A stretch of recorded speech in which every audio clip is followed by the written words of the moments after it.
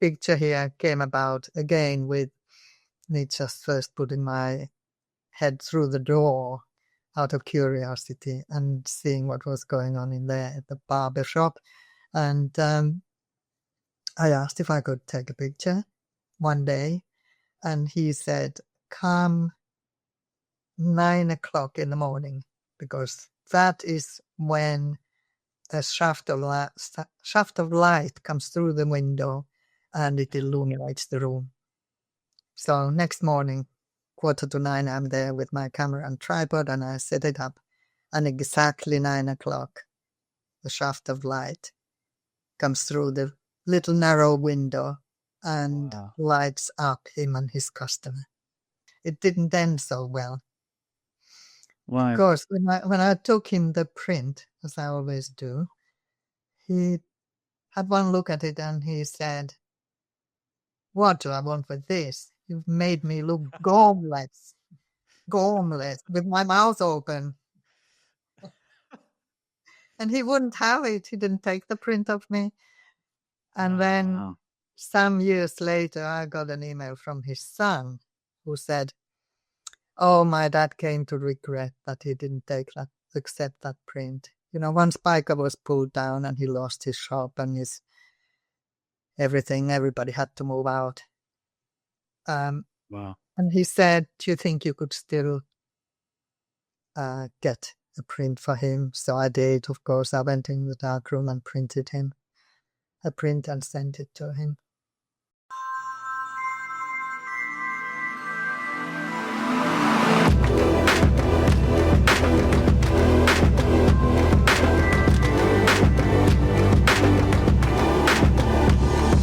Welcome to the show, Sirkka.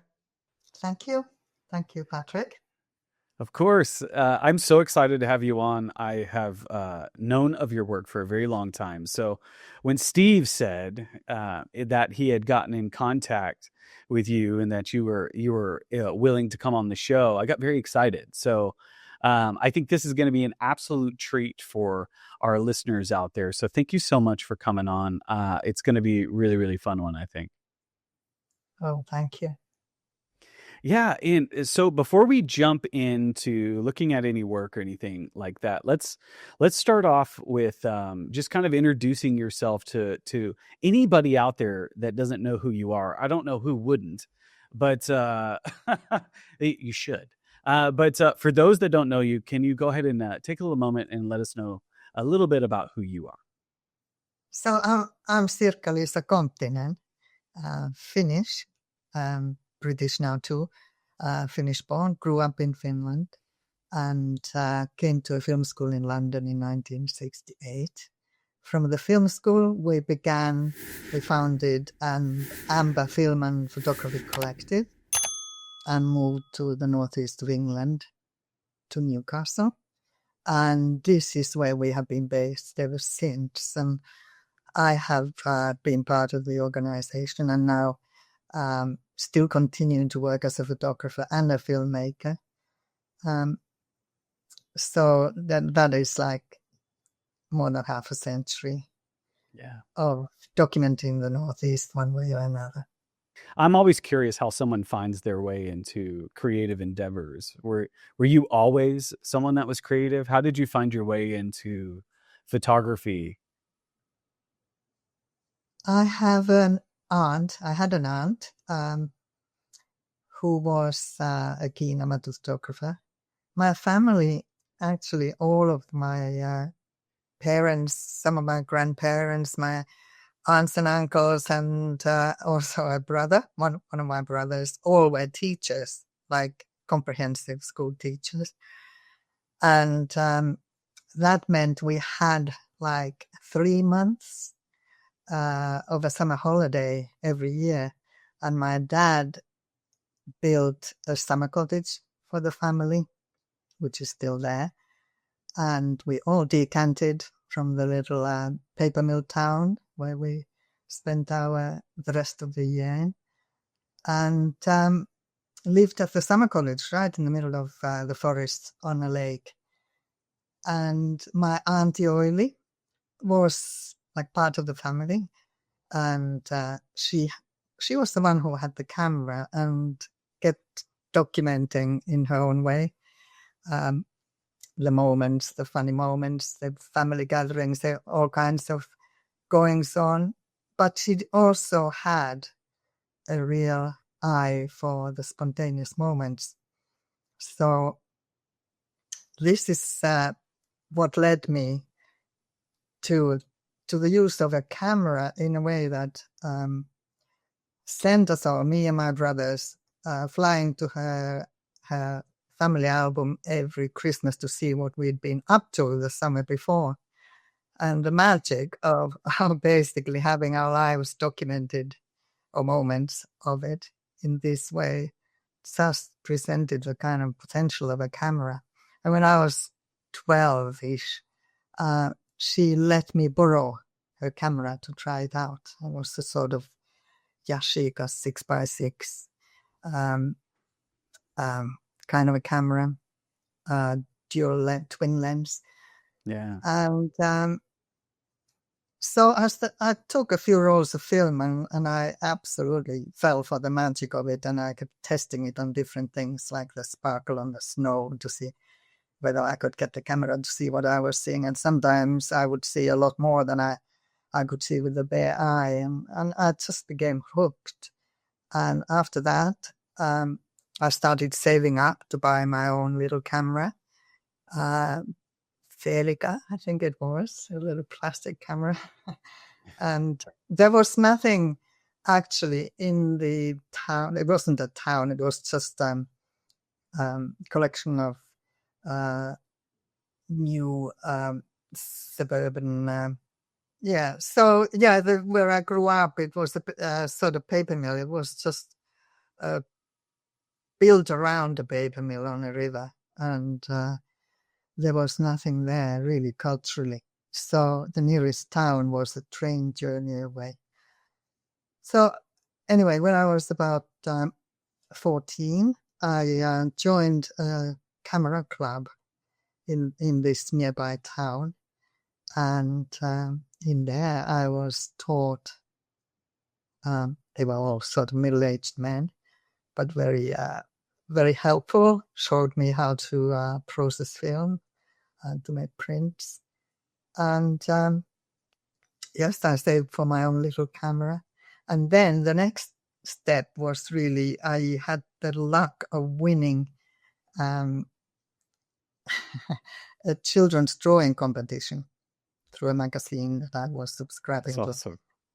And the prize was 365 chocolate bars, which I then flogged to the corner shop owner in the village and asked if he would buy them off me. And he did. And with that money, I bought my own first Enlarger. So I was in business. And photography became a passion, obviously, and it was documentary photography. I knew it from the beginning.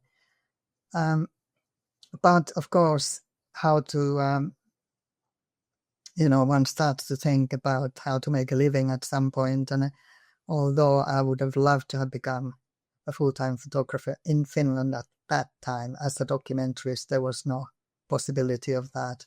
I wasn't interested in commercial photography as such, but I did argue a position as an apprentice with the fashion photographer whose photographs I'd seen in the women's magazine.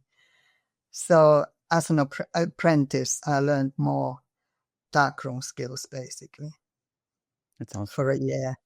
And at the same time, I already thought, well, I got into Helsinki University to study languages, and I thought I would have the tools then to go and travel the world as a journalist, photojournalist maybe. But there was no training for such a job in Finland. And then the next thing that happened was I was on a course studying English during my summer holiday and met a British filmmaker who told me about this film school in London called Regent Street Polytechnic, which he had been to and recommended. So I sent my papers there, applied to go. I was accepted. I had to borrow money from my village bank. My parents had no money to send me out to the world with. I got a loan and I came to the UK. I started a film course. So that's that dual track that you have there, doing filmmaking and then also that's amazing. Go ahead. Yes, the filmmaking, how that came into it. I actually had a trip to Poland with this filmmaker. He introduced me to the filmmakers he knew there. Some of them became quite famous later on. At that time, there was documentaries like Christoph Chanussi, who I met, and I had a look in the studios and also the TV studio, and I was looking for women in this industry, and there weren't any at all. But until I came to the TV studio, and I saw there was a woman editing film, with lots of reels around her neck. She was busy editing, and I thought, okay, so I'll become a film editor. There's a job for me, and then I can do photography as a hobby or as a passion. Wow. So that's where film came into it. I'd seen a film on television called Ashes and Diamond, which really struck me as being, again, something that I really felt a kinship to as a way of telling stories. And I thought, yeah, filmmaking. Okay, maybe I can make a living through doing something there. And yeah, and photography, of course, would always be with me. But then when we started, I started, of course, we were both. We were film and photography. You had those kind of artistic sensibilities really young. You won a drawing competition. That's amazing. Like, I used to draw when I was a kid. I never thought I would win a competition with it, but that's pretty amazing. And I love the sensibilities that you had to take all those chocolate bars and sell them so you could get something of photography. I don't know why. I already knew kind of where you were going. That was genius. That's really quite interesting. But you had said something that really kind of, you had mentioned that one film that got your attention and telling stories, but you also knew that you wanted to do documentary style of work. What was it about that kind of pulled your interest?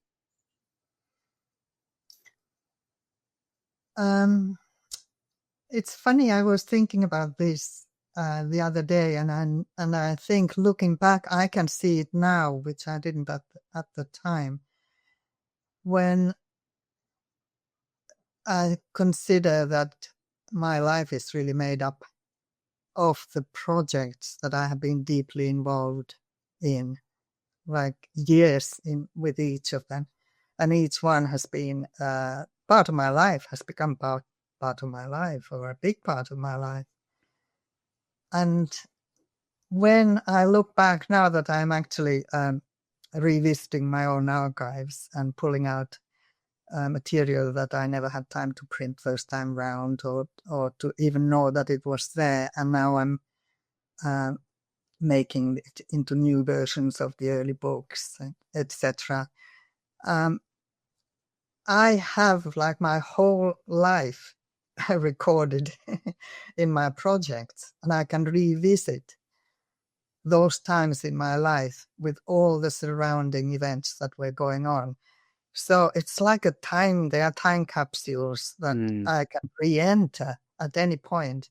And I think I maybe knew this already when I was a little girl, and I could re-enter the summers that we have spent together by looking at my auntie's photo albums.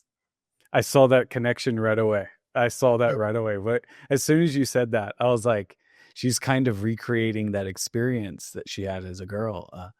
That's really interesting. So you got into school. You were kind of developing your skill set. You also did the job doing film, editing film, did that come after school or was that before?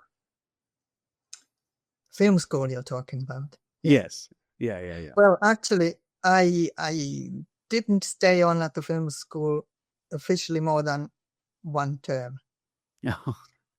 And that is partly because I basically didn't have enough cash. And I was kind of told off for having entered on false assurances that I would be okay.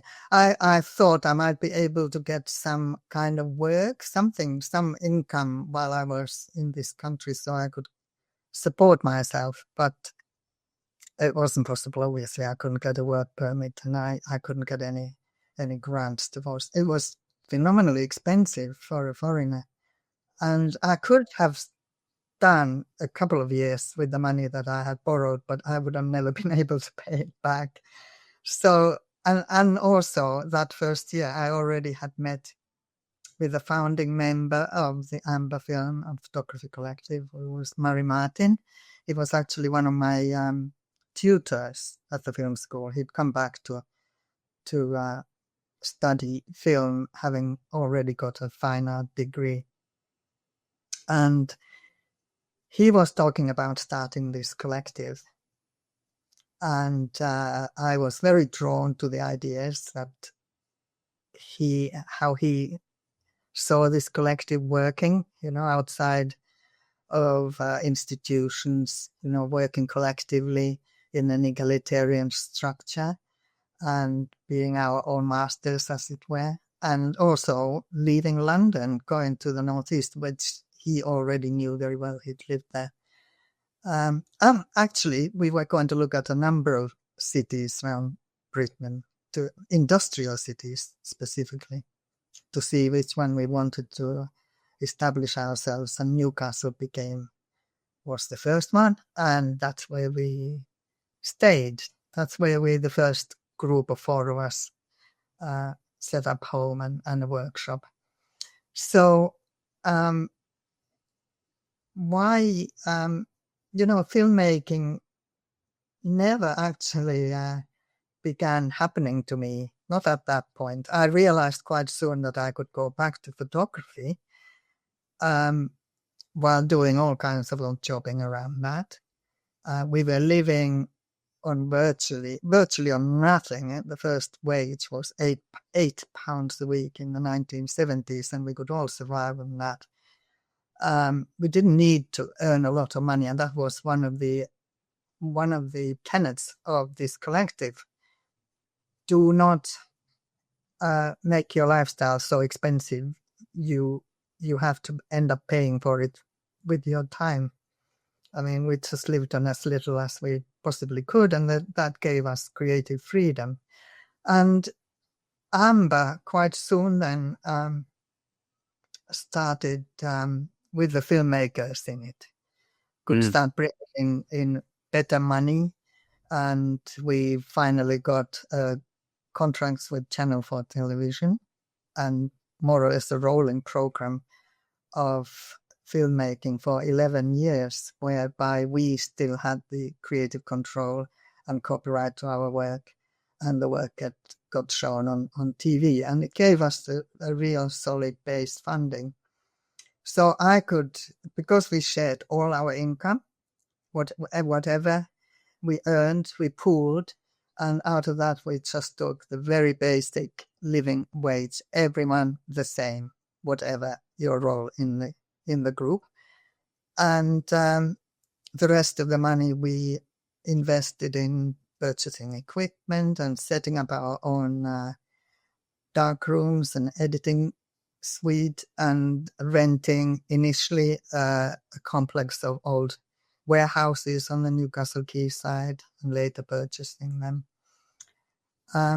So I was able to return to photography early on.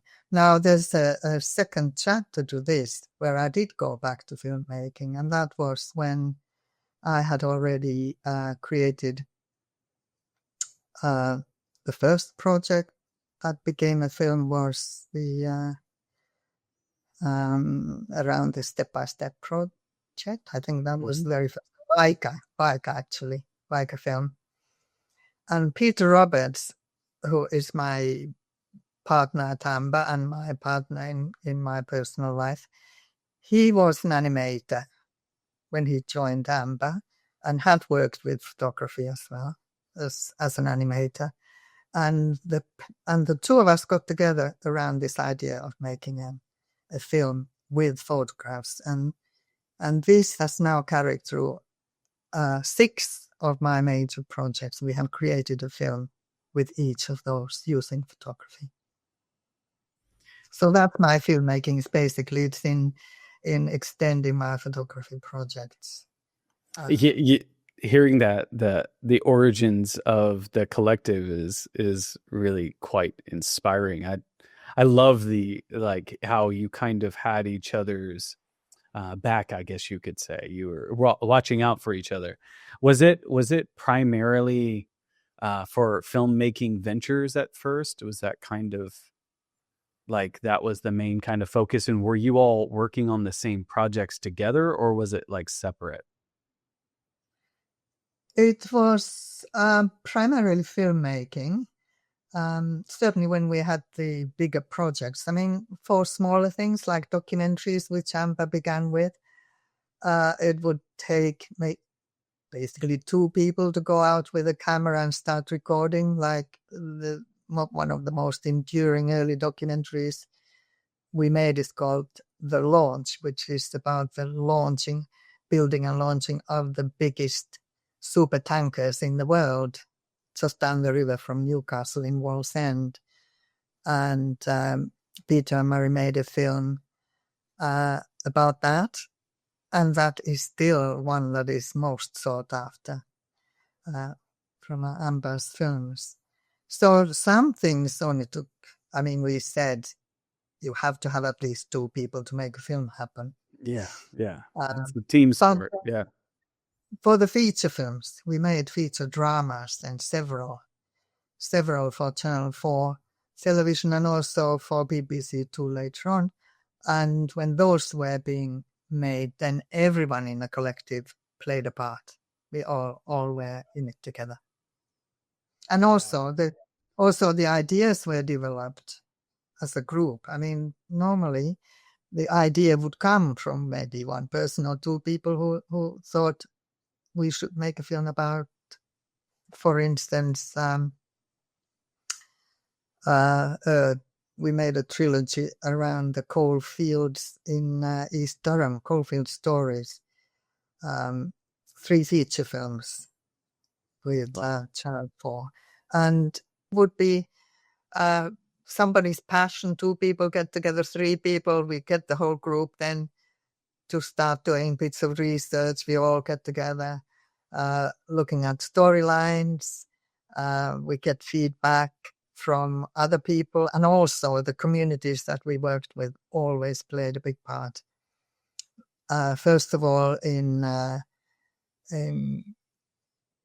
for us, with the stories, they would always come from the people in the communities that we worked with, and we would amalgamate them into a single drama. We would do improvisations where the real people would take us through a particular storylines, and then sometimes we would employ them as actors in the final film also. And all the time we would reflect back to the community and get their say so and their help in shaping up the stories so that they would actually be their stories and not us fictionalizing in the abstract. It was a communal activity kind of beyond the Amber collective. So a very organic process. It's just, there's so many egos in filmmaking. And so to kind of hear that there was a collective that was like to hear your story is quite inspiring. You guys, you all operated as a unit, it sounded like, and that's really cool. And it's really quite, it's very motivating for me. So I think that's really, really interesting. I guess my next question is, motivations, like inspirations. Is there anybody that you follow that you find interesting? It could be a fellow person in the collective, but is there anybody out there that inspires you, that kind of got your attention early on? Very early on. Well, in Finland, I wasn't yet aware of the great documentarists that I got to know about when I came over here to the UK. So my education was kind of retrospective in a sense. I recognized kinships. And of course, I did actually meet like Andre Cartier-Bresson. We showed, this is another thing, by the way, that we started at AMBA. We established the side photographic gallery in Newcastle, which is still running. That's amazing. And we initially, just to have somewhere to show our own work, because there wasn't anywhere in the town that would show photography. And then it expanded and it became quite a, nationally and internationally recognized gallery. And we did have exhibitions from very well-known photographers like Andre Cartier-Bresson. We had his retrospective when he turned 70, and we invited him over to do photography in the Northeast, and he came with his wife and family and stayed for a couple of weeks. And we celebrated his 70th birthday in That would have been amazing. That would have been amazing. So yeah, I loved his work, and yeah, all the great photographers, documentarists, and also later on, I got to know photographers like Graciela Iturbide, who also we invited to work with us, and she did a project in the Northeast, and also invited me over to Mexico and took me to Yucatan, where she photographed. I really love her early work. I love her work about Yucatan. Yeah. What I loved about her work is it goes beyond documentary. It is documentary, but it is also, she's got an eye for something beyond. So mystery. There's a mystery, and there's also once I was in Yucatan myself, and she gave me her camera to photograph with. Of course, I overexposed everything because I didn't realize the light was so blinding. But the society, in the matriarchal society there, was just astonishing, and the insights we had, and I had while living there in one of the grass huts and with the Zapotec Indians. Now, I really think she had several layers of interest in her work, and she was into surrealism, of course, but none of it is unreal in the sense that it all exists. It's just the way she frames, just the relationships she had with the people. Yeah, for sure. And I think for me, I don't know where I've got it from, but for me, certainly it's the relationships that count in photography. That is where my joy lies. It's always about the relationships I have through photography. And I think it is the relationship that actually ends up in the photograph, whether you like it or not. It's there. But yeah, that is the way, my way of being in the world is actually getting close to the people I photograph, and their lives, and sharing with them. I think this is a good time to start looking at some of the images if you want to. You prepared 3 bodies of work for us to look at today, correct? That's right. Yeah. Well, Yeah. I know you got in touch with me because of this newly published work. Whether you did or not, I'll just show it. This David Lewis has just published it. I don't know if it's in the shop yet, but can you see it, or do I need to share it now especially? Yeah, go ahead and share it, and we'll take a look. Yeah. Yeah, one of the first things I discovered coming to the Northeast was the sea, of course, and the beaches, the seaside, and the life on the beaches, which was, for me, beyond what one would expect from a beach. And this is what the kind of thing that was going on. Whole families coming from the often places like Byker, where I lived at the time, and surrounding areas, and families coming for the whole day to entertain themselves on the beach, whatever the weather. And here's a bingo session going on. I love how much information you get into a frame. It's awesome. Well, the rest are a little simpler to look at. Wow. So what is it about? Just go through. Go ahead. Oh, what is it about the sea that actually caught your attention? Was it just the people that were attracted there? Talk to me a little bit about that. Take me into what you were seeing and what you were noticing.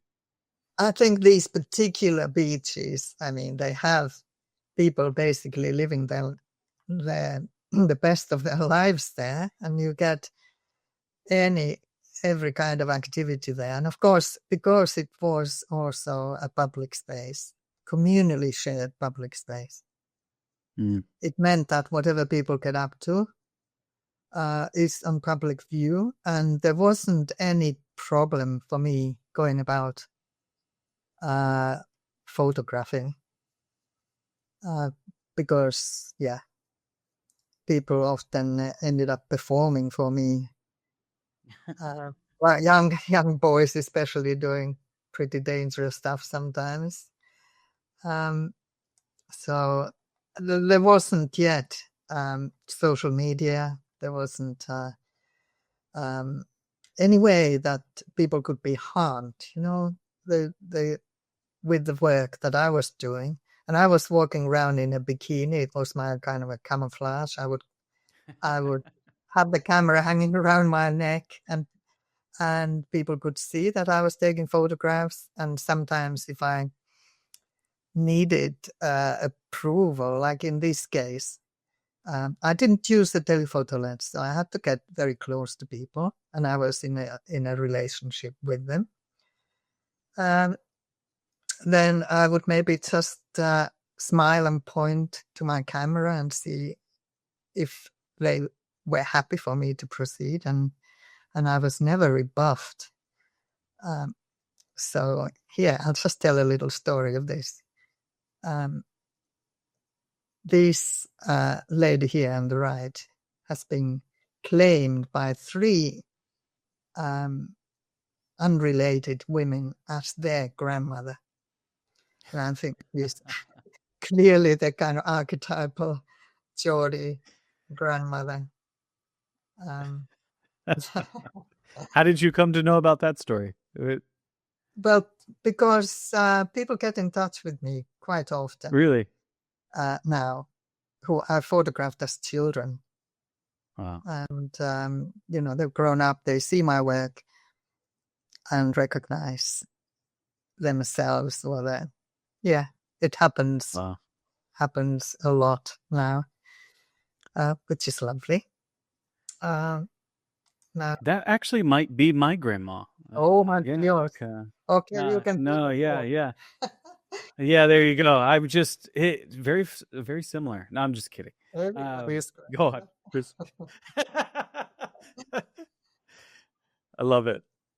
So here's another little story as well, which I love about the beach is that you get people crossing each other's paths that possibly would not in the rest of their lives. I think these two girls were student girls, and the lad obviously comes from a different world, and he pinched their beach ball and started kicking it and flirting with them and trying to engage them in a game of football. So they all ended up having a good laugh together, which it was really lovely to see. And the beach, because it is the communal playground, it enables these kinds of fleeting interactions. I did photograph quite a lot of lovers. Actually, I left the rest of this story out. I shouldn't have, because this couple I got several photographs of them. I mean, normally I would just take the one of a particular situation, or things were moving so fast you wouldn't take more than one shot. And film was precious. I didn't waste film. I would wait for the moment when I just felt it in my gut, almost, this is it, and press the shutter, and that was it. And then the situation would be over. But later I realized I had photographed this couple in a different situation. But that's another story. I haven't got a picture to show.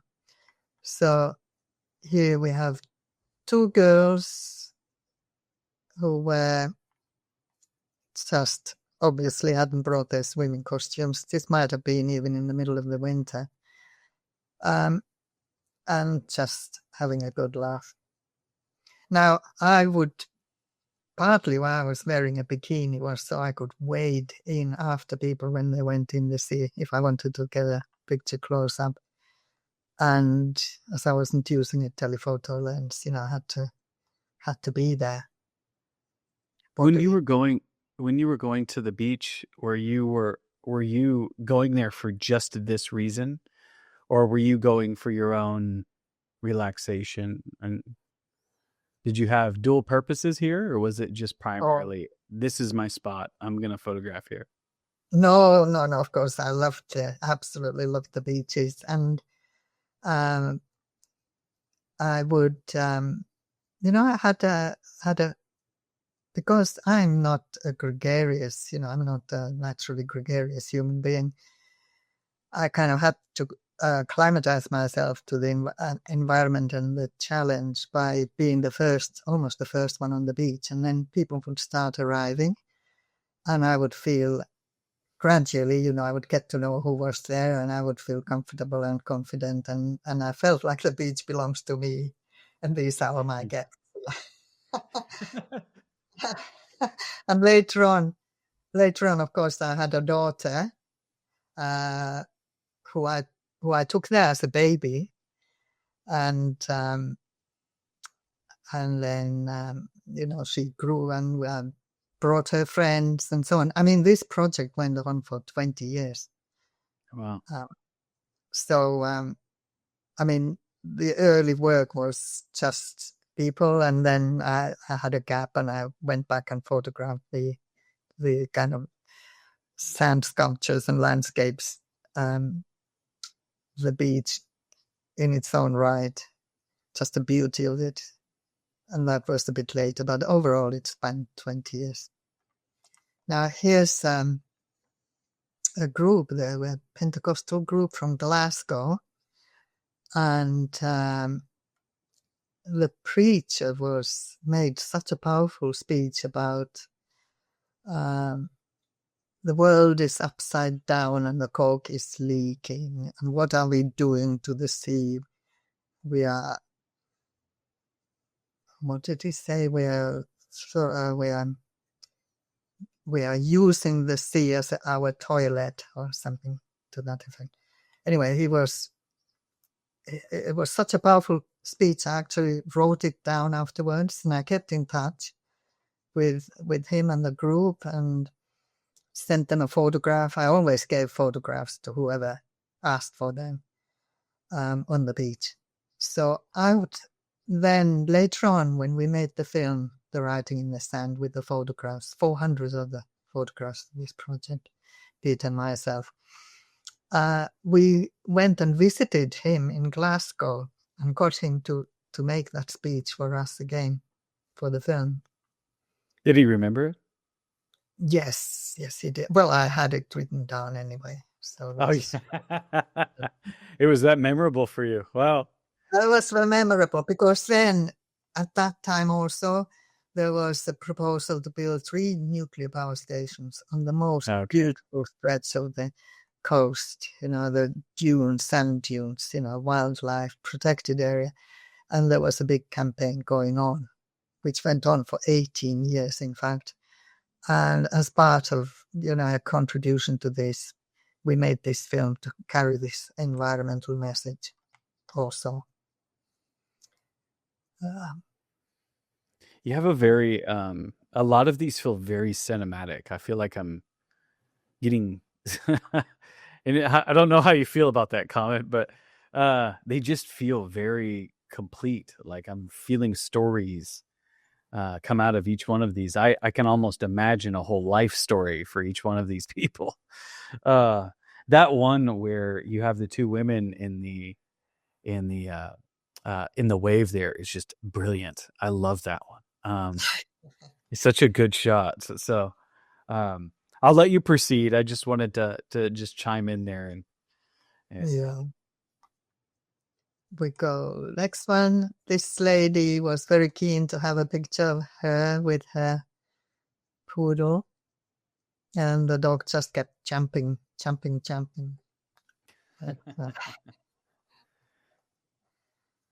Dogs feature largely on the beaches. People come and walk their dogs there. So we get all kinds.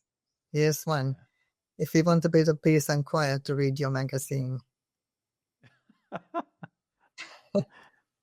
Do you feel like is that kind of your, when I guess a lot of what I'm seeing now comes from a selection afterwards, and while you're photographing out there, you're kind of capturing these moments. But when you finally do a selection of some images, what is it you're looking for? Are you just kind of, what stands out to you that goes, yeah, that one? Of course, this is really funny, but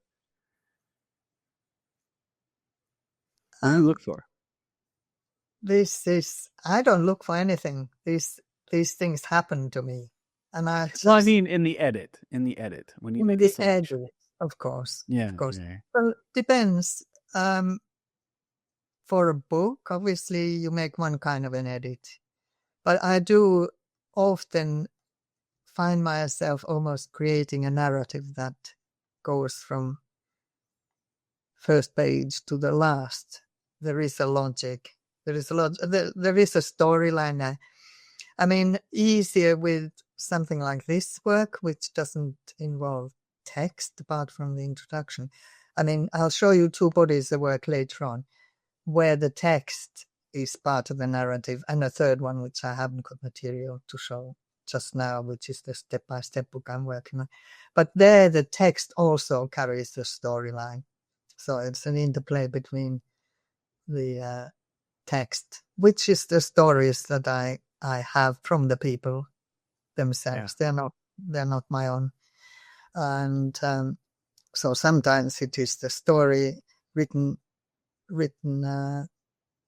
little bits of story, and sometimes the photograph that take the whole narrative alone. But here, I mean, I've just put these at a little section here. I guess I without thinking too much, it's all about sand and sand sculpture. Yeah. The dog eating the little sculpture is really quite a good moment. And go ahead. I'm sorry, go ahead. Yeah.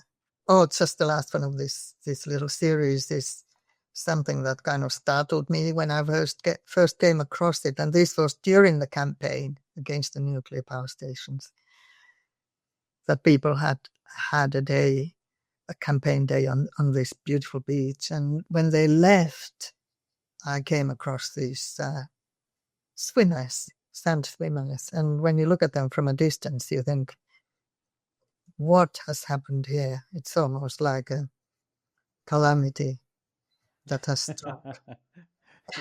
Yeah. Yeah. Almost People like left you, behind when the tide went out. But they yeah, were you full of came across beautiful. a shipwreck. Yeah. Yes, yes, that's Yeah, right. yeah. That's something. Wow. It's pretty amazing. You have these like great moments. How long did you photograph here? You said 20 years? Yeah, overall, from Okay. so looking at the pictures that I have in the book, they kind of span 20 years.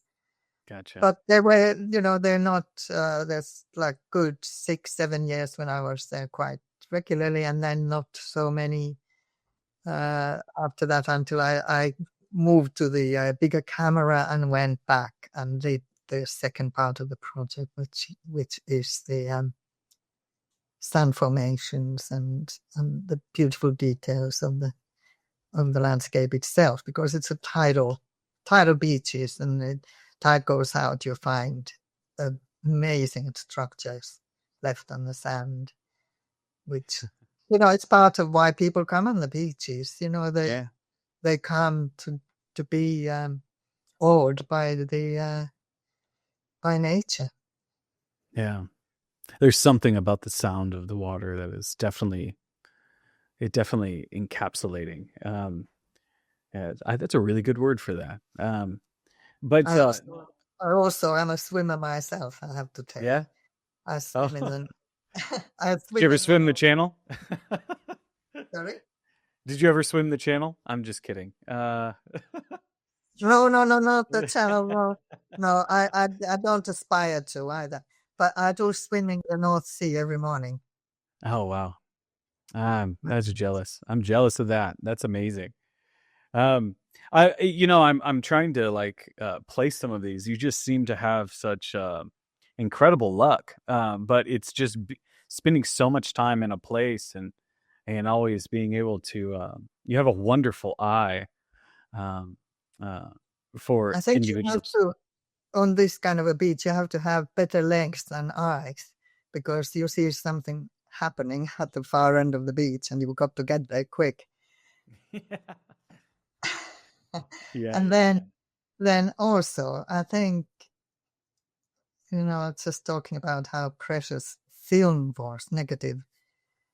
You don't waste film, and you wait for the right moment. When it almost a visceral feeling when it's there, and you press the shutter before you think. But to get to that point, I find I have to be there. I have to be there like the whole day, and I sort of hone up this sixth sense of what's happening one corner of the beach, and something else developing at the other end, and you're so tuned to everything that you don't need to you don't stop and think. You just go there. Do you ever leave empty-handed? Not entirely, I don't think, but if I shoot, I don't know how many rolls I would shoot in a day in those days. Not that many, but I think I would probably count on getting 1 or 2 pictures out of a day's work. That will then I would go and print in the darkroom. So this is the most recent book, correct? Well, as in terms of just being revised, it's a completely new edition, new publication by Dara Lewis. That's right. I did. He did publish in 2000. I think it was 2000. The first iteration of this work, and it went out of print, and now we have worked on it to bring it back, and this is a much better, because I have had to, in the meantime, I've been able to scan my negatives, and I've discovered a lot of work that was never printed the first time round, and I could build up a better story, better selection. I was always curious of this. I did a little scanning. I was an intern at a photographer studio, and I was scanning in negatives most of the time. That's what I was doing. Yeah. And I always, with him, he was always like, oh yeah, checking it out. But now I'm curious about you. Like, when you were going through your archive and you're starting to scan these in, and you're getting another look at it, what is that like, to kind of see into the depths of it? What's that like for you? Oh, well, it's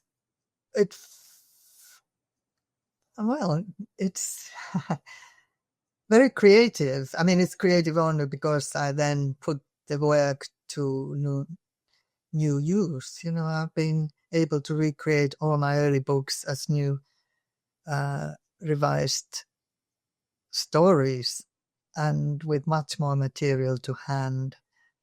And it's exciting. I mean, it doesn't cost anything apart from your time to scan negatives, whereas in the darkroom I had to be very selective and often missing things because I would just look at a contact sheet and try to make decisions on that basis and not waste any paper. So the first book of this work, for instance, was just based on the prints that I had made, whereas now the second version has a lot more material. It's work that I didn't know I had even. So it's exciting. I mean, it's like making discoveries and then being able to create something new with that. Do you find your taste change?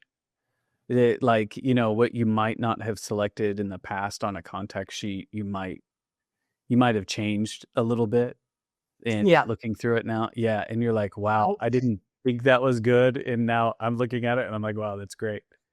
You have that? I have that, but also the other way around. Because really? There are images in the first book that I haven't chosen this time round. And sometimes I do wonder, though, whether I have got too familiar with some of it and it doesn't excite me for that reason. So I have to be careful not to discard images just because I know them too well. How do you manage that? Do you have like a person that you work with that helps you with that? I test images on whoever I have to hand, and certainly my husband gets the first word on. If I'm hesitating about something, he will give feedback, and it's I think mostly it is really just finding images that delight me, at least for a while, because then ultimately, when you build it into a story, then that also dictates to a point. Don't repeat, you've got several good shots of this particular scene, but don't spoil it by having them all in the book. So you start an editing process that uses different criteria. Wow. But I have hundreds, literally hundreds. And the Writing in the Sand film built on this work has 400 photographs in it. Wow. So, and and they were filmed as if it was live cinema or live scenes. So the camera travels inside the photographs, and we recorded the sounds from the beach, the natural, all the families, all the children's, all the games, sounds. So they create the soundtrack for the film, and it all comes to life like a piece of proper cinema, which was a very, very satisfying exercise, extremely time consuming because everything was done mechanically at the time when we created this particular film. Just spinning enlargements on the wall and filming them with the 60mm camera. And I had spent an entire summer in the darkroom printing 400 photographs for this film. Wow. I mean, now you could create it digitally, of course, but some people say that you would have never got that flavor or that quality if you've done it all digitally. So there's something obviously in the analog technology that delivers above digital, even though digital has expands your possibilities in other ways. Yeah, you're exactly right. There's just something about the analog film style cameras that capture just way more. I'm thinking about how can someone, if somebody wanted to see that film, how can someone see that? Is that still something has that been digitized and maybe available somewhere? Or like if you guide people to the Amber website, Amber online website, amberonline.com, I can send you details, because you can actually you can watch Amber's films, including this one, on the Vimeo, and you have a kind of portal there. You can either, some of them are to pay a small amount for, and some are free.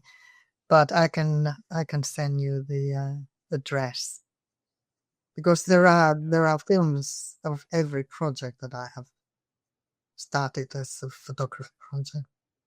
I love that. I'm such a fan of that. I think that's fantastic. It's I guess my last question for this series is I know we were kind of talking through the editing and so on, and so when you make a book, is it important for you to sequence it and lay it out, or do you like to work with a publisher in that regard? Well, I have done them myself, and I have the only attempt to work with a designer, as it were, was with the very first Byker book that was published by Jonathan Kay. And it didn't work out too well. I mean, partly because the designer treated it as just a job of kind of visuals, and not the story as such. I mean, we ended up working together in the end, but it was through my insistence that it wasn't just juggling pictures willy-nilly. And that book absolutely launched my work in the world. I mean, it was amazing that ever even was taken on without, with me just walking with a box of prints to the offices of this publishing house, and then looking at them and saying, yes, we would like to go with this. So I'm ever so grateful, of course. And then, but then from then on, I mean, I have really constructed every book myself. Yeah. From start to finish. Yeah. And that's so you get to creative joy. There's yes. Oh, yes. To say, but well, Peter's joining us. Peter in the background is joining us. Oh, this whisperer. Yeah. Just that book. That book as well. That was revised, completely new edition, new book of Byker that was published 2 years ago by Darwin Lewis, which again had me revisit the original negatives and scanning them and finding work that I didn't know existed. So we get to see that. We get to see that early that work, Byker, and in the revised after that, correct? So we're going to get to look at that now, right? Yeah, well, I'm just not going to the book as such. I'll just show you the images. Some of this, few of the images here to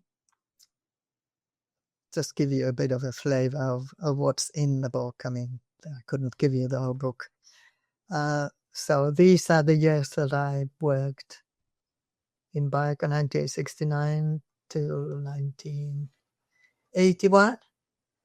And this is a town? And Byker is a town? It's a neighborhood of Newcastle. Okay. It's separated by two little bridges from Newcastle. And it was self-contained community. When I came to live there, this was straight from the film school. When I came to live there, I had just discovered it by chance while walking around the area and really fell for it.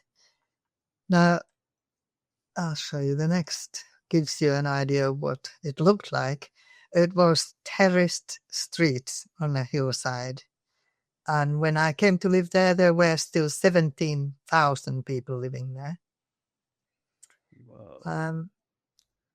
And that is I lived in one of these houses in the next street, but this is the one that went all the way. So this is the one that I photographed. Yeah, I lived there for 7 years. Oh, wow. And already when I came to live there, it had been decided that it would be redeveloped, basically demolished and rebuilt as a modern housing estate. And further Byker had already been demolished for that. I didn't know this was about to happen, but it became clear quite soon. So this was the beginning of the story. This is one of my neighbors, and I was I was very young still. I was 20. To them, I was a child, and the women, the matriarchs of my street kind of took me under their wing and kept an eye on me in more ways than one. I'm now old enough now to think 20-year-olds are kids. Yeah, I feel that way now, and that's how I know I'm getting older, I think. We think we are old enough. Yeah, you feel like a king of the castle, you know. That previous image is to me just is like you said, that's a pretty famous one, right? That was the cover of the first book. Yeah. And so and that's a fog in the distance. Smog, more likely. Smog? Yes. Every house had a coal fire. And when we were belching it out, it was pretty bad. Especially wow. at the far end. I'm thinking filmmaker, and I was imagining you, okay, call in the fog. And no, it's perfect. You can't plan that. That is just brilliant. But you giving that context actually makes it even more powerful. So I had to comment on that, and then just to talk about that, just that perfect person right in the middle, right there in the foreground. That is just an awesome shot. Wow, that is a really good one. Yeah. So I'm sorry, but yeah, I can still smell the smog when I look at you. Does it smell like barbecues? That kind of thing? Sorry? What did it smell like? Was it like a barbecue smell? Acrid smoke. Coal fire smoke. It's quite something. But to me, it's very homely. When I say it's now it takes me right back. Oh, wow. But the funny thing about, people who I still keep in touch with me, even from the very early days. They come to me and tell me, "Oh, that was my uncle's car there." Oh. They recognize, they remember and recognize the kids who were kids at the time. They recognize every car in the street. Oh, wow. who they belonged to. And there weren't many, of course. I mean, at that time, there were hardly any cars in Byker. And that's why there were playgrounds for the kids and the families, kind of living rooms. I'll show you this picture. Here, this is what you could do in Byker, like in the back lane. You could just set up your picnic. Wow. Wow. That's a big family. Two. It's two separate families. Two families? Oh, wow. Yeah, yeah. Wow. Yeah, I wasn't, I grew up before, social media and all that stuff. And we spent a lot of time in the streets. And the streets were definitely a playground for sure. And so it has changed a lot now. I don't hear those same stories from the younger generation anymore. It's sad. It's making me kind of reminiscent of my childhood in some ways. I love it. You grew up? Where did you grow up? Was it Houston? No, actually, I lived in two places as a child. I lived in Texas in Fort Worth area, and then in Florida in the Tampa Bay area. And so, Wow. two states, yeah. And in both places, it was the same. We would spend, especially in Florida, we would spend most of our times in the streets. We had games that it was a huge hide and go seek game that stretched across 3 blocks in the neighborhood. Everyone knew us. So there was really no problems, hiding in somebody's yard. You wouldn't get threatened with the police or anything, It was just such a different upbringing. And so this kind of recalls it. We would definitely do something like this back then. So it's definitely interesting. I love it. It's really cool. This is my next door neighbor getting ready to go out, and I photographed her through my own kitchen window. This is her kitchen. She's making a thing. And these are my other neighbors. I mean, I became quite early known in Byker because the local media, and then I won an award, and the national media got me on the box and got me talking about what I was doing in Byker. So people then knew that who I was, and of course I lived there. I was their neighbor by then, and they didn't need to worry about me going around with a camera. They knew I wasn't a snoop. You got the access. I wasn't up to. I wasn't going to do them any harm, and I started telling them in later years that I would maybe, hopefully, put together a book about the community. So anyway, I was privy to situations, I guess, that you wouldn't just walk into as a bypasser. Yeah. Like this couple here. I mean, this is one of the images that people seem to really find enigmatic and interesting. And sometimes, when I talk about the ethics of photography, how you can capture a situation that actually gives you quite maybe a false reading of what's really going on.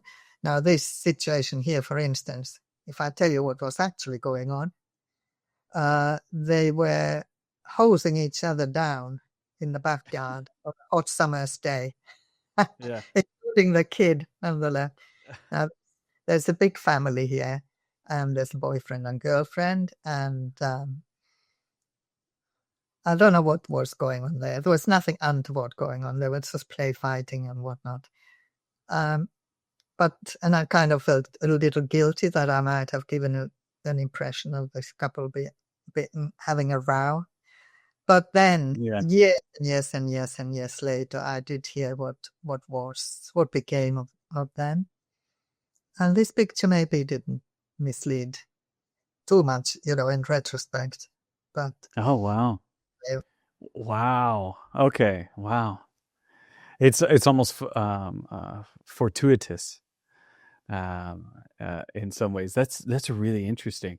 Well, you're capturing a really interesting moment with the kid in the back looking down, an over the shoulder look. The one thing that kind of threw me off with thinking about it being like a kind of an argument or something like that was the hair was wet. And then the hands were she looks like she's like trying to stop him from putting more water on her or something.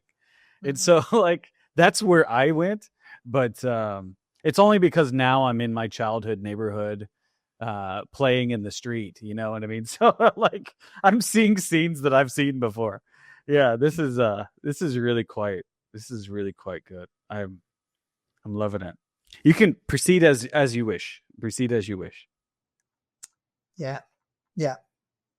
I think good photographs should leave you thinking. I think it's visual storytelling, and it should not have a beginning and an end. In a way, it captures something in the middle that has further to go and has come from somewhere else, and it's not set up.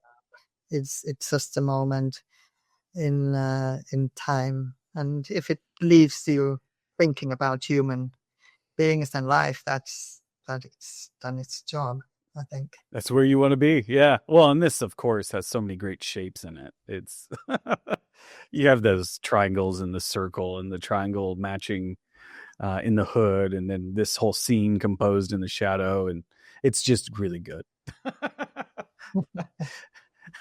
I wish I had that. Sure have that.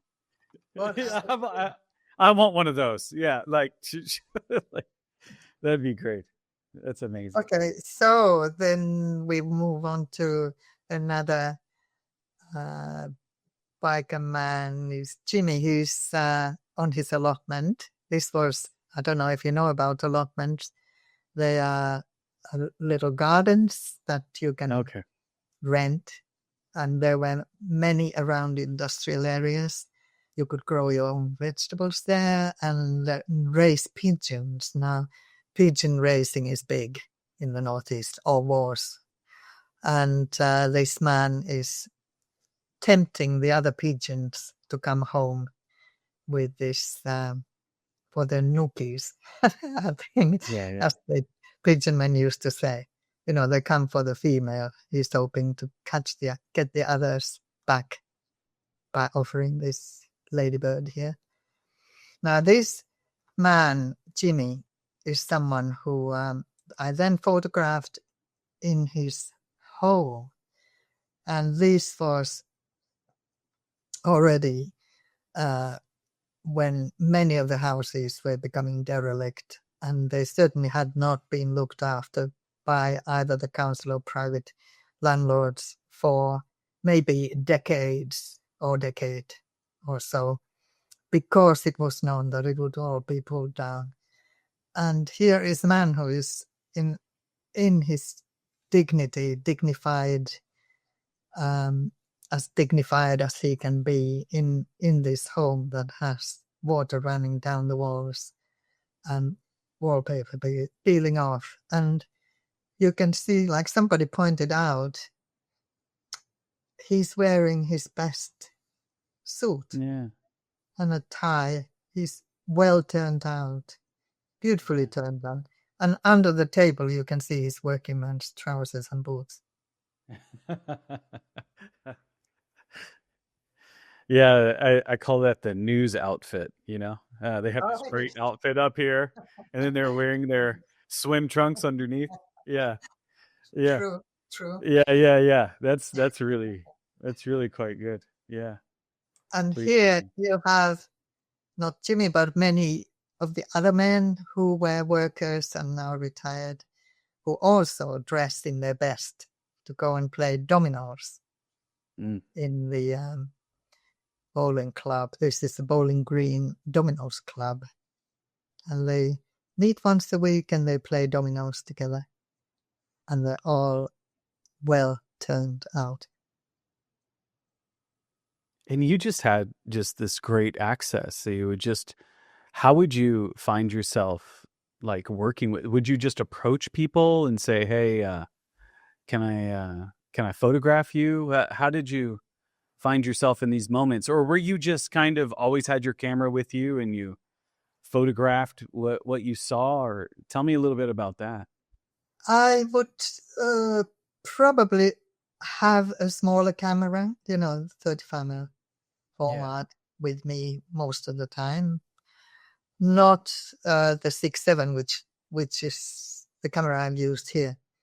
With the 6.7 format, I always had a tripod.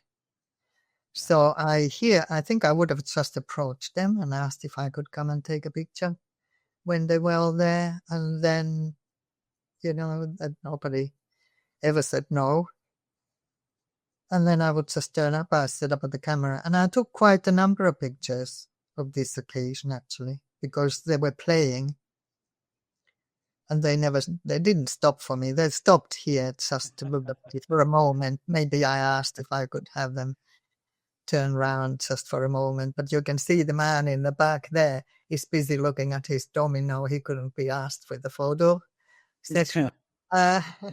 But the others obliged nicely, and I got this group portrait. And now he's busy switching. He's switching a domino. That's what he's doing. Yeah. Probably is. This is my chance. Yeah. Yeah. And then everybody's looking away. Exactly. Yeah. Yeah.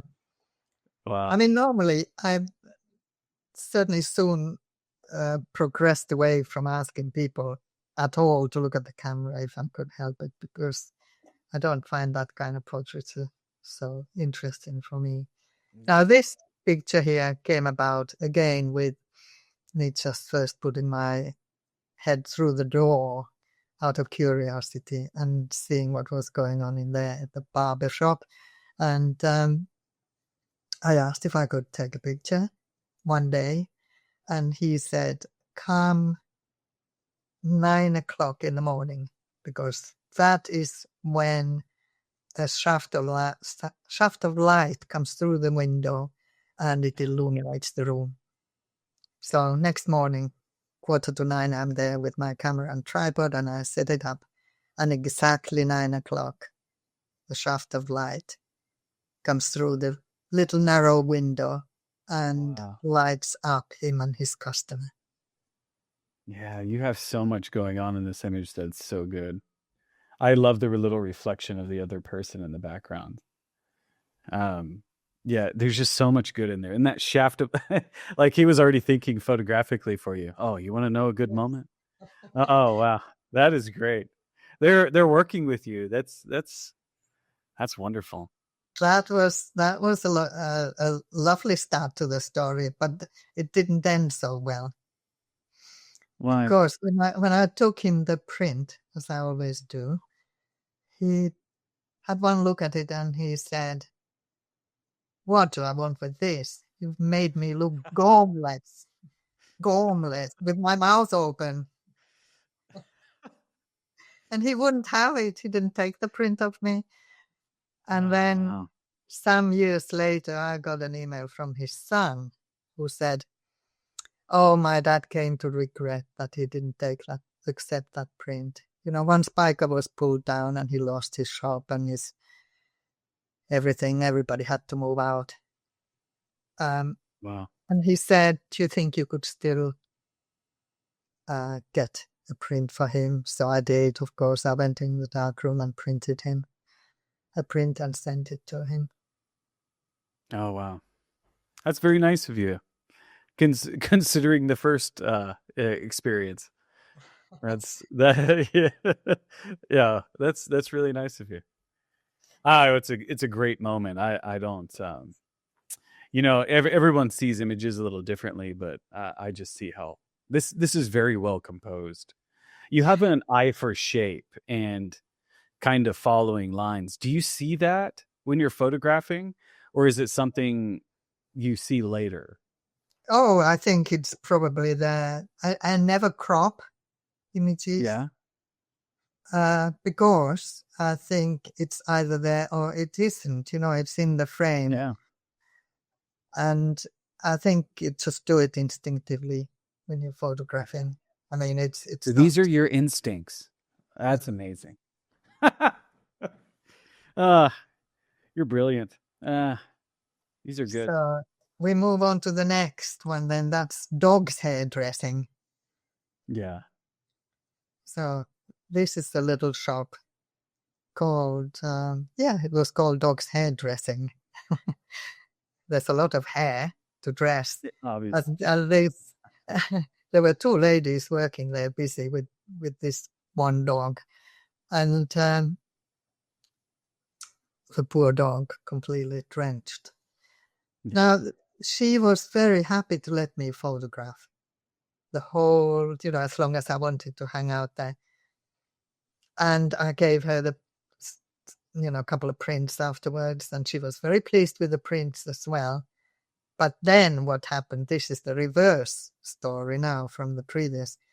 Then some years ago, when her shop had gone, and the whole street had gone, in fact, already demolished, or certainly the shops were all boarded up.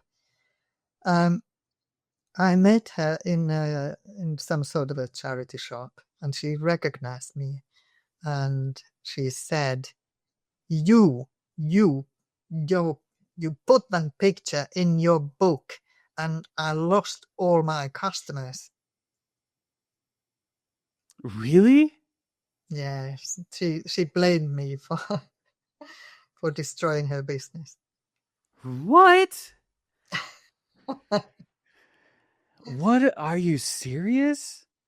Oh, yeah, I was very. I could not fend her off. She was quite furious with me. But having said that, those were the only 2 times that I have been rejected. Like my work has been rejected by the people I photographed. Wow. But I mean, she,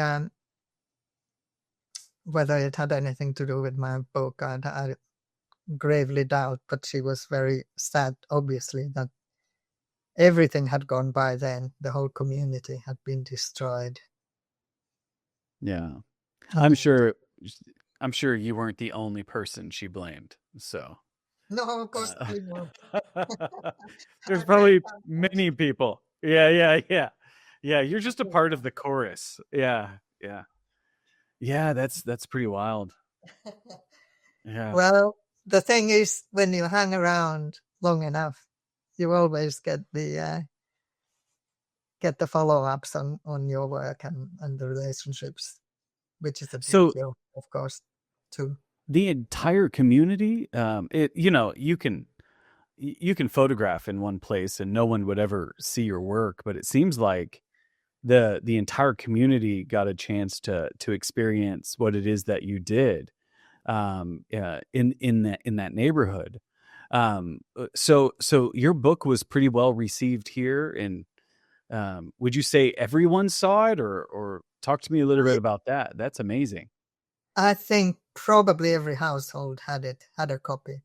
Because really? I came across people like in the bar, which was my sort of regular bar that I used to go at the bottom of my street. The barman, I went there some years after when Byker had been pulled down. Some of the bars had been still left standing. The church and the pub, they were still standing. Anyway, the barman, when he recognized me, he pulled out his copy of the Byker book from under the bar counter and showed it to me, and it had been well fingered, and he said he's been showing it to everyone, all his customers, all these years. Oh, wow. And sometimes people bring me their copies, they're completely yellow and brown and worn and torn, and still ask me to put my signature on them because they value the story of it's their story. Yeah. I think, because not many people had cameras then. They not like now when everybody does selfies all the time and they record their own lives continually. like live streaming their own lives, but not Yeah. then. And to have a kind of portrait of the community, even if they weren't in the pictures themselves, it was their story or their history. Wow. So I'm very, very, very touched by that knowledge. I feel it was for them primarily. That is, I think everybody wants that. And you got to have that. And I have to applaud you for that. That's amazing. My question for you is that did you know while you were photographing that it would turn into that? No, not really, because first of all, I went to live in Byker, not knowing that it was going to be pulled down. And secondly, I didn't go there to do a project at all. I just started taking photographs as a way of telling stories. I mean, it is a storytelling tool for me is the camera, and it's kind of grew after a while. People were asking me what you're going to do with all these pictures. And I had a little studio in the main shopping street. I was given an old hairdressing and vacant, derelict hairdressing salon by the council for free to set up my little portrait studio and darkroom. So I invited passers-by for a free photograph, free portrait. And in the window, it had a big window and was right beside the bus stop. So I started putting pictures in the window, everything I was photographing in Byker. So I had a kind of constantly evolving exhibition in the shop window. And gradually it just grew to the point where I started saying, well, maybe there will be a book one day, without really knowing if there ever would be. But I did start having exhibitions elsewhere and elsewhere in town. And eventually it just grew and grew, and exhibitions started happening in London and other places. And then I had to take myself seriously. I had to see, okay, this point. Oh, don't do that.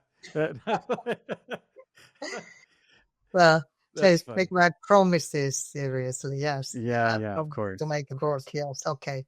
Do something about it eventually. And all along, I, of course, recorded stories from people as well. And not just kind of mechanically, but I would write down little cracks that I heard in a shop queue and things that delighted me or made me laugh. Or, I would have a notebook and I would write things down, and then eventually longer stories I went around with the tape recorder and transcribed back home, and then that became at least, I would say, 30%, if not more, of the story of Byker. I mean, for me, the stories, people's own words. So you kind of just started out just being yourself, just photographing just as you were. And I'm still quite curious when it clicked for you.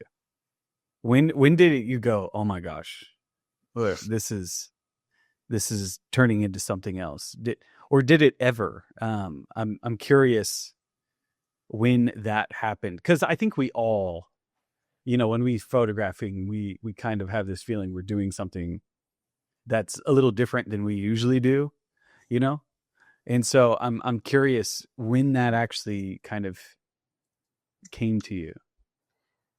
When I began photographing, I was still learning and experimenting as well. I mean, I started with the 35mm format, and then I was borrowing cameras. I didn't have any of my own at that stage. They were sort of from the pool at Amba or friends. And then I tried the 6x6 format for some of them. And then I got 6x7 format. I tried a plate camera even, which I learned to use at the film school in the first year. The beginning of the course that I was there. So trying different formats, different ways, and what I could do with them and what I couldn't do with them as well, because with the plate camera it became pretty standard what you could do with that one. Yeah. So I suppose at the point when, the media curiosity went beyond this, very condescendingly, this pretty blonde lassie from Finland, surprising the people of Byker by choosing to live there and to photograph them. When it went from that to winning a national award, which actually covered 2 years living, I guess. I mean, it was Northern Arts, Northern Casboard joint award, which Chris Killip got after me and some other photographers. I mean, it was at that time. There weren't many big awards going. And that one, was on the strength of me as a photographer, not just as a phenomenon that, had been in the media up to that point. And then that was one, I guess. And I knew once I had been awarded with real funding. And of course, Northern Arts had also been encouraging me actually to apply for little grants. I mean, really tiny, like £50 or £150 seems a lot of money at that time to set up my studio. And so I knew that once other people are taking my work that seriously, I really need to,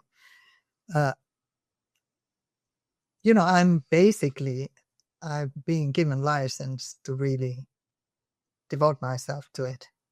Go for it. And go for it, yes. And then, then I had an exhibition at the Royal Festival Hall in London, a massive big exhibition with huge banner outside, Byker, and my name. And then it became like nationally known.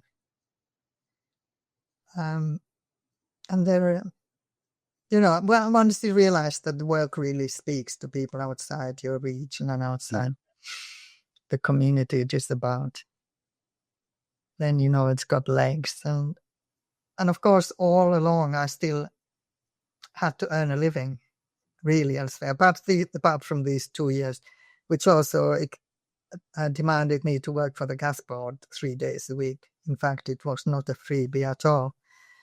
As a star photographer. But nevertheless, it sort of felt like the outside world was taking my work seriously. And I felt free. I felt, validated in my desire to just do photography as much as I could. Anyway. That's really quite inspiring. You're saying there wasn't a lot of people doing that, and I was just reflecting on our time right now, and you want to hear a crazy stat about last year? There was 1.4 trillion images uploaded to the internet. Oh, to the internet, yeah. So you can imagine, as a photographer today, trying to get your work out there in this noise is probably insane. But I think what you've done there, it definitely deserves the attention that you know what I mean. I think you would stand out today in the 1.7 trillion image mess. So it's really quite cool. Are these some of the portraits that you did? This is a lady with a beehive who just popped in while waiting for the bus, and then popped out again before I even got her address to send her a picture. So I don't know who she is. Lady with the beehive. And never came back? No. Oh, wow. That's amazing. And this is Willie, who, on the other hand, he popped in every single day with some new props he wanted to be photographed with. And here's Plastic Parrot, and he's playing a mouth organ. And he used to perform in the pubs, the bars. He would play spoons and tell stories. He was a great storyteller. Oh, that's awesome. And then what happened is my studio got raided, and because the surrounding buildings were becoming vacant, and then the scrapmen got in, and they basically took everything from that I had there, and including the gas pipes and water and the lot. So I was left standing in the rubble and wondering what to do next. And then I decided to photograph people in their own homes, because actually studio portraits is not really my thing anyway. And I think it's a lot of waste of space just to have a blank background. So here is the same Willie in his home. And he's playing drafts. Wow. I don't know why I wouldn't have assumed that this would have been his house. I would have assumed something completely different, but very orderly and put together. Yeah, it's amazing. Oh, he always set the table for visitors. Always. Wow. Whether he was expecting anyone or not. Oh, that's awesome. It's Yeah. very, very nice. Wow, they took even the pipes. They took everything, and in fact, The they left. pipes? I'm so glad I wasn't a smoker, because they left the gas pipes flowing, releasing What? into the building. And had I had a lit cigarette, I would have gone up like a bomb. I'm glad you didn't. Yeah. No, that is just fascinating. That's amazing. Sometimes in life, when life wants you to go a different direction, it just does stuff like that. I call it life. You can call it God, the universe, whatever you want. Sometimes something just pushes you in another direction. Do you feel like that was something that needed to happen, or? Yes, I think it was for the better, because then I decided to try and photograph every family in my street, all my neighbors. Oh, wow. And I did get like maybe a third who at least accepted I would be welcomed, and then I would never know what I would find when I turned up. And this is an example. These two friends, been friends all their lives, and they are entertainers, and the one on the left is doing gurning. You know what gurning is? Pulling funny faces. Yeah. It's like, but people can only do that when they remove their teeth, right? Oh, true. Very true. Yeah. It reminds me, there was also a commercial in the United States called Bitter Beer Face. Oh, really? They would make that face when the beer was bitter, and that's what they. Yeah. So it instantly. Yeah, someone's probably going to put that in the comments. Yes, please. But wow, yeah, that's amazing. What did you call it? Gurning. Gurning. Okay. Gurning. Yeah. So that's George and Sydney, my neighbors. And then we get to the point where this is a third of Byker that was already demolished when I moved there to live there, and they'd moved away. 17,000 people to begin with, and a third of them had been moved out already. And this was in preparation for a motorway that was supposed to run through Byker. It was actually never built in the end. And this is the Radman's horse and cart. Wow. And in one of these houses here on the right, I don't know if you can see my arrow. Yeah, I can. Maybe not. I heard music coming out of one of the windows, upstairs windows. And I made my way up there, up the rickety stairs. These were already condemned houses and semi-derelict. And I came across this child who was playing the left behind piano, just making music for herself. Was she any good? Well, half the keys were stuck.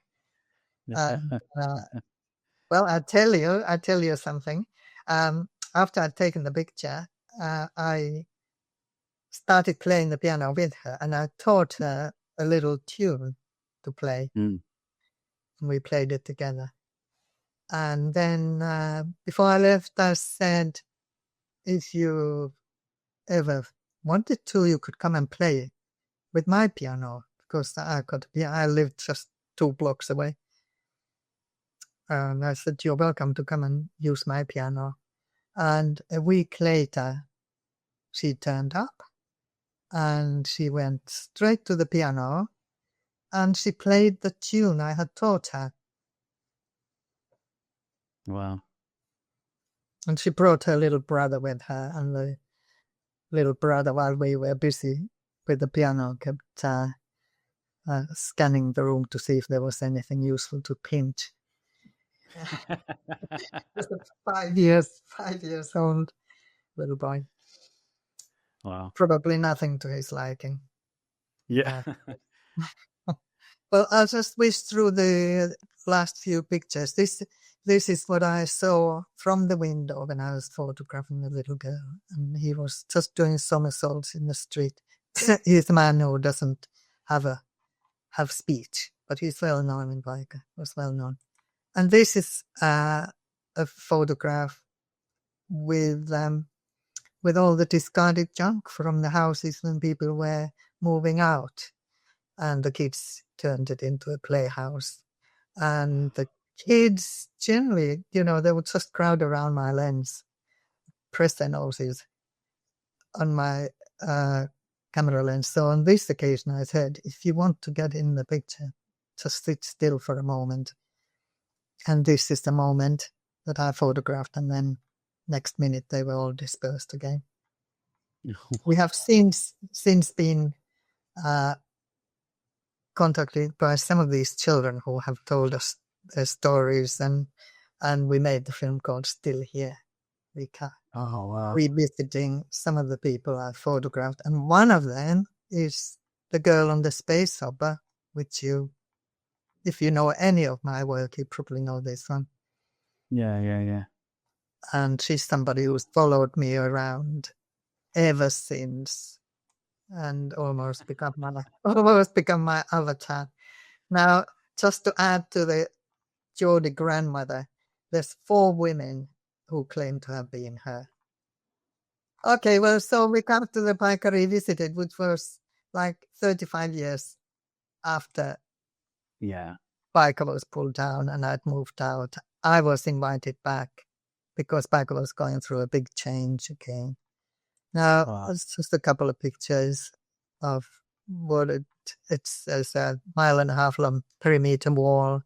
It's by a famous architect, British architect living in Stockholm, Ralph Erskine, who designed this estate. Now, when I was invited back, I didn't know anyone there anymore. Of course, many of the old people had died, and I'd lost contact with Byker. But I decided after a 1 year research to give it a go, because there were people who really loved the new Byker, and I thought, there may be, enough good stories to tell from there. So I started trying to find out people who had photographed first time round to see if anywhere still, because most people basically didn't come back. They were promised a home in the new Byker, but it did not happen. The old community was dispersed. Fewer than 20% ever came back into the new Byker, and it's new people. And when I was invited back, basically it has also become a reception center for asylum seekers, or part of it. So the demographic changed quite dramatically, almost overnight, mainly because it became very colorful in the streets. But here's, anyway, what I did as a way of kickstarting the new project was I put it to people that if you had just one photograph to describe yourself in and to introduce yourself to the rest of the world, what would you have in it? So it became like a playful way of creating a kind of a self-portrait where they would bring in the content and I would bring in the form, you could say. But a lot of meetings and getting to know each other, sharing stories, etc. And the idea of trying to, first of all, find people I'd photographed first time round. Now, here's an example, very rare example of that actually happening. This lady here in the doorway is the mother of this lady in the doorway. Okay. And she wanted to, when I put it to her, to create something that describes her. She wants to describe herself in one frame. She recreated the scene in the doorway. It's brilliant. And this is her daughter here with a friend. So, and then after that, it was people I met in the street and talked to. I also worked as a volunteer in an asylum seeker support group over 3 years. And I got to know virtually all the asylum seekers that were in Byker at that time. But this lady was from Lebanon, and she actually beat me to being the first foreigner in Byker. She was brought to Byker by a Geordie man as a Navy telegrapher's souvenir from Lebanon, she told me. And she introduced me to her grandson, David, and his family, who were about to move out of Byker and actually had the rest of the house already in boxes. And he got the dog to come from the kitchen by saying, I know what the dog likes best. He loves soap bubbles. So he started blowing soap bubbles, and we got that. Just within half an hour, this picture was created. And then next day he was gone. Now, this lady here actually was somebody I did know as a teenager in the first Byker. And she called herself Darky Ling, to the horror of the Pakistani shopkeeper who said you can't call anybody a darky. But that's how she called herself. Now, this is her granddaughter here and the great grandson. Oh, wow. Lived together, they shared home together. So what was it like to kind of re-experience this place? Did it feel completely foreign? Did you feel like you were in a new city or a new place at all? Was there anything familiar about it, or was it completely wiped away? Completely new place. Wow. New architecture, new everything. New people, new architecture. No, there was nothing left. Was that strange to you? Yeah. Well, I obviously hadn't been that far away while it was being rebuilt, and it was already being rebuilt while I still lived there. So it was a kind of a gradual process. But no, it's an entirely new world. And in and of itself, it's quite a remarkable place.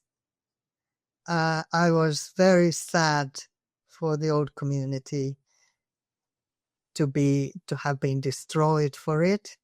And I was sad that the people who had allowed it to happen in a way, expecting to be living in the modern housing estate, didn't get that chance by and large. But then I found this whole new world that was beautiful in and of itself, and I got to know all these people that I would have never known any other way except through embarking on a project to photograph. So this is a family that came from Mongolia, and here's the father with the mother. Their first picture was pregnant with this baby here, and they adopted me as a kind of a court photographer. Over the next 6 years, I was called in to photograph every family occasion. So the baby, called Tengiz here, is 2 years old. Wow. I'll whiz through the rest of the pictures quite quickly. Now, this lady from Burundi, now she really took to heart to construct her photograph in every detail. So every part of it is telling part of her story. But I won't go into it right now because it will take the rest of the time. And this mother and daughter from Sri Lanka, that was one of the early photographs. She had, her asylum appeal had been turned down. She didn't know what was lying ahead, except she knew they would be thrown out from the Byker home, and yet she wanted to be in the project. And Wow. we talked about how to describe her life in one picture, and she basically pointed to her daughter and said, "She's the only thing I have in this world." So that's it. And Against the Dark of the Night, which is basically their future at that point.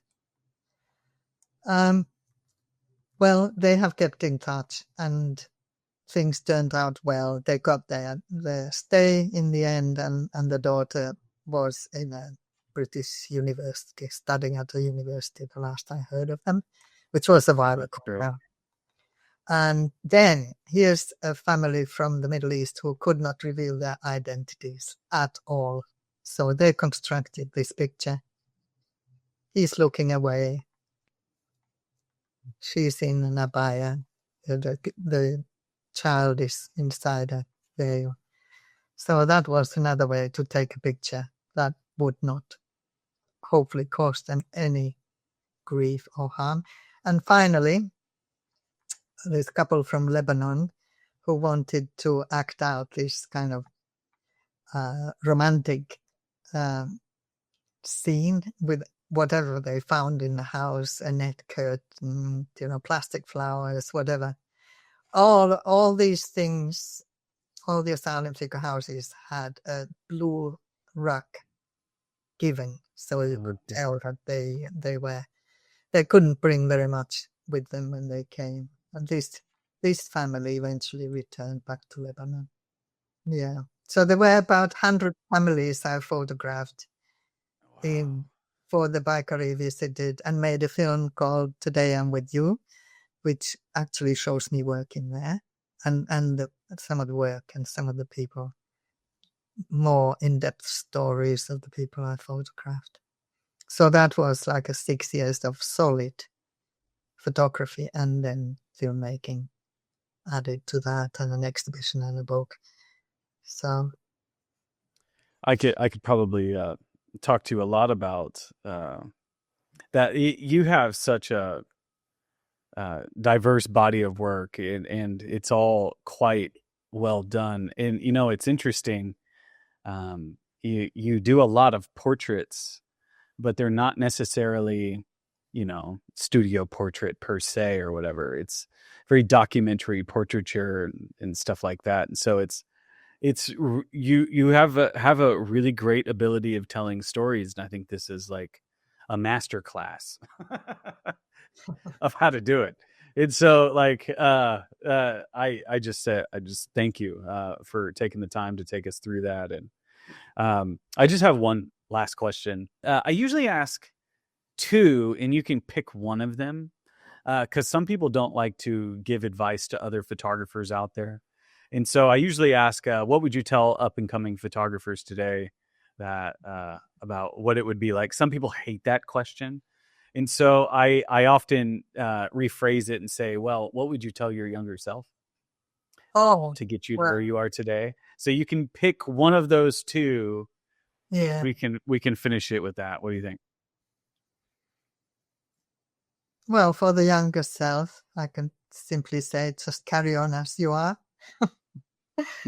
I don't think I would want to advise myself to take other routes. So, and also, I don't know, I think it's easier to say, not as advice as such, but I think what has guided me, if anything, is I have followed the subjects that are meaningful to me, and that set my heart alight. If it doesn't move or arrest my heart or mind, it's not for me, because I have been free to create my own projects. I mean, that is a life. So it's a kind of exploration of something like the Step-by-Step project was about mothers and daughters at a dancing school, just at the time when I'd becoming a mother myself, or had a daughter of that kind of young age, 9 years old at that point. And I was intrigued by the relationship that the dancing itself, the passion for dancing and the dancing school and the intensive kind of engagement with that took the mothers and daughters, get them together. The bond that was created through that activity became the kind of core of that particular project. And so these works that I have, the projects that I've done, they've all become part of my life also, like I said at the beginning. So they deliver on two fronts, I guess, that you are free, free to kind of explore and create your own tools. You develop your own art form, but also it takes me into life like a passport into worlds, into the outside world, and also into inner worlds of people. So, and it becomes part of my life experience. So it's like a lifestyle. It's been like a lifestyle for me, rather than a career. I mean, I've never been invested in creating a career or putting any energy or effort. And I'm happy that the work has been discovered in ad hoc ways, because I certainly haven't spent much time pushing it or promoting it. So yeah, I mean, I can only say that's what worked for me and has made it an interesting life. I mean, certainly learning techniques is useful.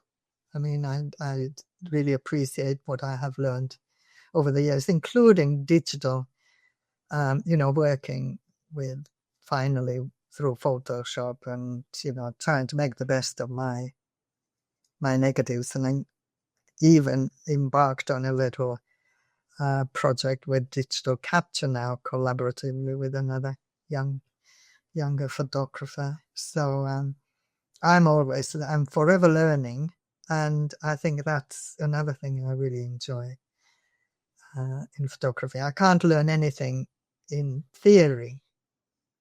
Theory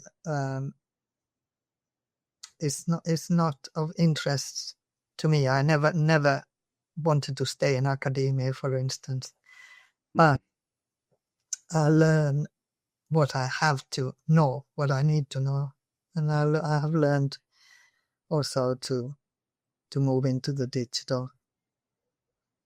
Certainly, scanning, Photoshop, even digital capture now. So, yeah, keep on learning. I got a lot out of that. I think the first thing I heard was, if it doesn't arrest my heart, I just don't do it. If it's not singing or ringing my bell, I don't do it. Mm-hmm. The other thing is lifestyle. It was like your lifestyle, and it reminded me of one of the first things you said, which was, you said, when I look back at my work, I've been photographing my entire life. It's like, it's different moments in my life. You know, it's so much a part of who I am. It's like your lifestyle. And the other part is that it just kept you learning. You kept learning new things, and so you were always evolving and developing in it. And so I loved it. I think there's 3 great nuggets of wisdom in there that someone can take from that. I thank you so much again for coming today. I think it's great. I think, do you have any particular place where people can connect with you? Do you have galleries and or books that like this is the place where you can kind of tell us how we can connect with you, follow you, and or buy one of your books? So I already showed this one. That is there you go. fresh from the press. It looks great. Yeah. So this is the new Writing in the Sand from published by Dowie. And this is also the new revised book Byker, also published by Dowie Lewis. Perfect. And that's great. Also the Byker Revisited book. This is still in print also. Wow. That's great. This is by Northumbria Press, but you'll possibly find them online wherever you are. I don't know where you get them there. And amber-online.com is the website of my collective, which is still there. This is over 50 years we've been going now. Wow. That's amazing. So new members?